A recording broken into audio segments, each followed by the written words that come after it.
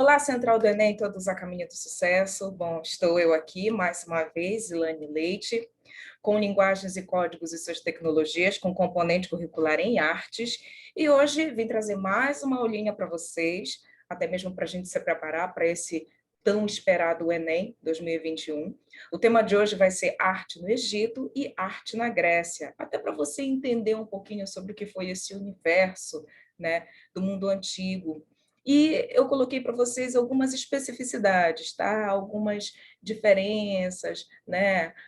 Alguns comportamentos, mas tudo de forma muito clara e tudo de forma bem reduzida. Bom, a arte no Egito é uma das expressões artísticas das civilizações que são as mais apreciadas até o dia atual, né? A gente percebe que traz o processo da arte mesmo, ela traz muita informação para a gente e muita curiosidade também. Muitos alunos me chamam, me perguntam sobre o que foi a arte egípcia, o comportamento das dinastias, mas enfim.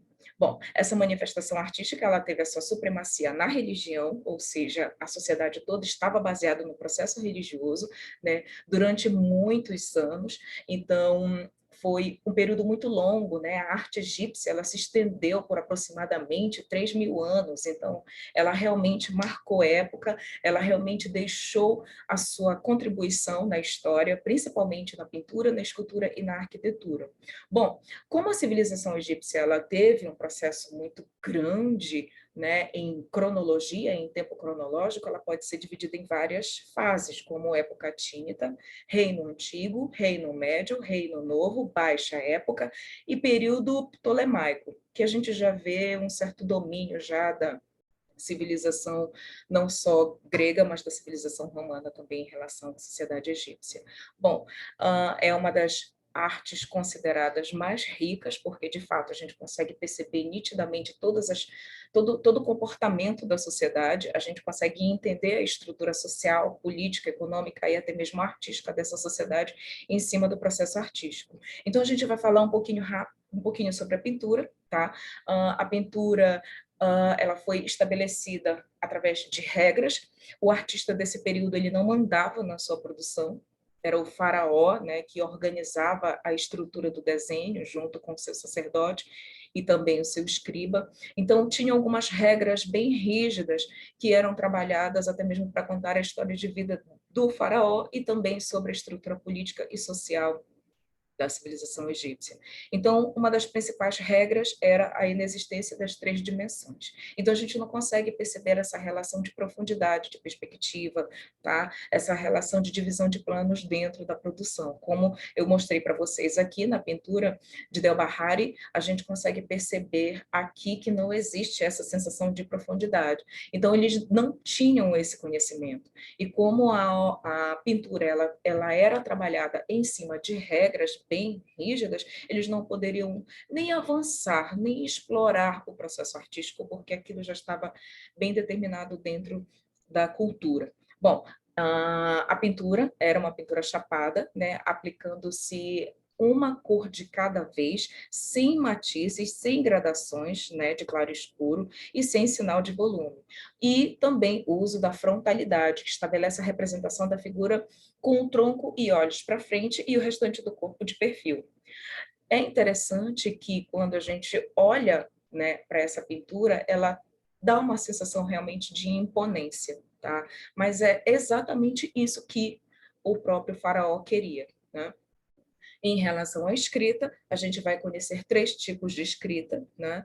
A chamada hieróglifa, considerada uma escrita sagrada, a hierática, que é considerada uma escrita um pouco mais simples, mas utilizada também pela nobreza e pelos sacerdotes, e a demótica, que é uma escrita um pouco mais popular. Bom, em relação à escultura, né, ilusão de imortalidade, grandeza, né, as esculturas elas têm esse propósito religioso, mas também intimista, né, de poder, até mesmo da figura do próprio faraó, e ela está desvinculada de qualquer sinal emocional. Tá? Então, as esculturas elas não trazem nenhum tipo de sentimento, somente essa postura reta, ereta, demonstrando esse poder através da figura, né, como a gente chama, leitura corporal. Então, sempre, né, criar isso os siabites, né, que são miniaturas das imagens funerárias, né? As esculturas, elas sempre estão nessa estrutura frontal, e não só o faraó, mas todas as pessoas que eram representadas, né, da nobreza, estavam sempre olhando para o horizonte. Então, a gente percebe na escultura de Miquerinos, aí, com a deusa Hathor, e também como representação divina provincial, que eles trazem essa característica, né, da frontalidade, até mesmo essa característica sem mobilidade, sem movimento, mas é um processo de padronização. O par de Usébites do faraó, Serkamanitsky, de 643, aproximadamente 623 a.C., é uma escultura que mostra também esse trabalho, né? Mostra também para a gente essa postura de poder, que é uma característica única da civilização egípcia. Tá? Em relação à arquitetura, toda a arquitetura estava voltada para a vida do faraó, tá? Seja ela os templos, as mastabas, os obeliscos, as pirâmides, os palácios, as esfinges, todas elas tinham uma função bem particular, não só dentro da religiosidade da civilização egípcia, como também em toda a organização política e econômica da civilização egípcia. Tá? As pirâmides, né? Coloquei para vocês a imagem das pirâmides com todas as suas características, os templos também, né? Com a representação sempre dos deuses, em representação frontal, e até mesmo a mastaba, né, que também vem ser uma galeria subterrânea onde era guardado os corpos, né, dos faraós e também da nobreza. Bom, em relação à Grécia, os objetivos da arte grega elas já são um pouco mais diferentes, tá, pessoal? Bom, aqui nós estamos para conhecer a arquitetura, escultura e a pintura e ver qual é a diferença da pintura, escultura e arquitetura da Grécia para o Egito. Porque quando o Enem ele pergunta para a gente, às vezes ele pode pedir essa correlação, né? Qual é a diferença ou qual é a semelhança que tem de uma civilização para outra? Então, é sempre bom perceber as diferenças entre os períodos que se divide da arte grega na antiguidade, relacionar a estética grega com a de outros povos e outras civilizações, né? Entender a evolução da escultura, principalmente na escultura grega, né? Identificar os diferentes estilos arquitetônicos e escultóricos dessa sociedade.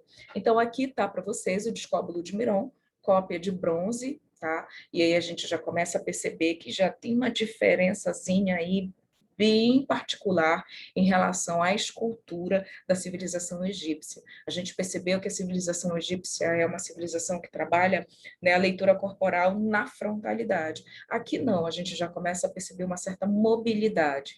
Bom, em relação à civilização grega, né? A gente percebe que a sua formação cultural se deu através dos aqueus, jônios, dórios e eólios. Cada um deles trouxe a sua influência cultural para dentro da Grécia e conseguiu organizar e desenvolver uma própria arte.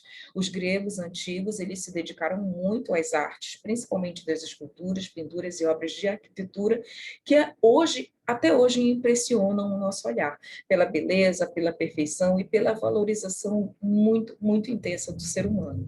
Tá? Representação de valores morais e cívicos e também a busca pela representação da imagem exatamente como se vê na natureza.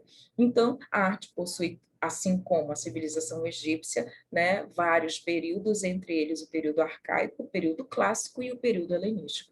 Eu trouxe aqui para vocês o Hércules Farnésio, né? Ele vem ser uma escultura onde a gente consegue perceber a beleza natural, a simetria, a organização do corpo perfeito, da beleza, a busca pela perfeição da sociedade grega. Na arquitetura não é diferente, tá, pessoal? Todos os valores que eu falar para vocês aqui sobre pintura vão estar associados à escultura e à arquitetura também. Então, eles gostavam de espaços muito bem equilibrados, muito bem organizados. Era uma marca fundamental, né, da arquitetura grega a organização e a grandeza também dos seus monumentos. Os templos eram construídos para proteger as esculturas dos deuses e, claro, da mudança do tempo. Né? Mas as construções, elas são construções assim voltadas para a religião e com caráter simbólico também. Baseado nos modelos das ordens jórica, jônica e coríntia, por conta das influências culturais desses povos, a arquitetura ela ganha uma particularidade bem precisa e única, tá? Que vai determinar realmente a característica desses tempos. A gente começa a perceber que a organização do belo, a monumentalidade, a simetria, a harmonia dos espaços, o rigor das formas, das colunas, dos pórticos, tudo é muito bem elaborado. Então, quando falar para você de arquitetura grega, lembrem-se, organização, estruturação, monumentalidade. Tá? Em relação à pintura, a pintura ela proporcionou para a gente uma forma de entender, compreender como a sociedade grega vivia, o seu cotidiano, entender um pouco da sua mitologia, entender um pouco sobre o que foi os seus fatos heróicos, históricos. Os vasos gregos, eles não eram conhecidos apenas pelo equilíbrio e pela forma. Eles também são conhecidos pela harmonia do desenho, a colocação e a organização das cores e o espaço utilizado para ornamentação. Eles serviam não só para temas decorativos ou elementos decorativos, ele também era utilizado para rituais religiosos ou até mesmo para armazenar, entre outras coisas, condimentos, né, água, vinho, né, vários tipos de mantimentos. Os vasos eles se tornaram objetos artísticos, né, a partir do momento em que eles conseguiram organizar não só a sua utilidade, mas também a sua criatividade através do equilíbrio, da forma, da harmonia. Então, a gente percebe aqui que esses 3 vasos que eu coloquei aqui para vocês, eles são pintados de formas diferentes, que é exatamente como eles eram pintados nessa época. Pinturas negras sobre o fundo vermelho, mas com temas cotidianos, né? As figuras vermelhas sobre fundo negro, e a gente já percebe aí passagens da mitologia, histórias da mitologia, e figuras vermelhas sobre fundo branco, que aí a gente já vê atos heróicos e tudo mais. Mas não era regra, tá, pessoal? Eles poderiam trabalhar qualquer tipo de tema em vasos negros sobre fundo vermelho, ou figuras vermelhas sobre fundo negro, ou figuras vermelhas sobre fundo branco. Então, eles poderiam brincar, eles poderiam trabalhar esses temas de forma diversificada. Bom, o que a gente entendeu hoje sobre a civilização egípcia? Era uma civilização completamente voltada para a religião, onde a gente percebe que a figura do faraó era um elemento importante dessa cultura, tá? E quando a gente vê a civilização grega ela estava um pouco mais voltada para a organização, para a simetria, para o culto da beleza, né? A relação do homem com a natureza, esses eram os elementos primordiais, apesar também de ser uma civilização bem religiosa. Ok, pessoal? Bom, deixo vocês aqui, tá? Com... Ah, sim, esqueci de falar, perdão, sobre escultura. Tinha que falar para vocês, né, a escultura foi dividida em 3 períodos, o período arcaico, o período clássico, o período helenístico. Deixa eu te explicar rapidinho sobre o que foi o período arcaico. O período arcaico, ele é uma influência da cultura egípcia, por isso que a gente vê o corpo, né, nessa estrutura de frontalidade, uma leitura corporal rígida, onde os braços, né, são colados ao corpo e o peso do corpo ele é distribuído sobre as 2 pernas. Bom, quando a gente chega no período clássico, a gente já percebe uma certa mobilidade. A gente vê que a estrutura do corpo não tem mais aquela representação frontal direta. O corpo é como se ele estivesse em um desenho de S, onde o peso do corpo fica em uma das pernas, enquanto que a outra descansa. Você pode até achar que não, mas esse processo de mobilidade, de movimento, foi um avanço enorme para a civilização grega. O período helenístico, ele não é só marcado pela utilização da mobilidade, do movimento, mas também ele é marcado pelas expressões emocionais. A representação da emoção, né? A leitura corporal sendo vista com o corpo perfeito, muito mais próximo do naturalismo, muito mais próximo da realidade. Isso é visto muito no período helenístico. Ok, pessoal? Bom, aqui eu já deixo vocês com a estátua de Laconte, né, e seus filhos, atribuída a Agessandro e Atenodoro e Polidoro, que foram grandes escultores da época, né, é uma obra belíssima, e eu deixo vocês aqui para mais uma aula, né? O meu muito obrigada e eu espero retornar vocês num próximo trabalho. Ok, meus queridos? Obrigada.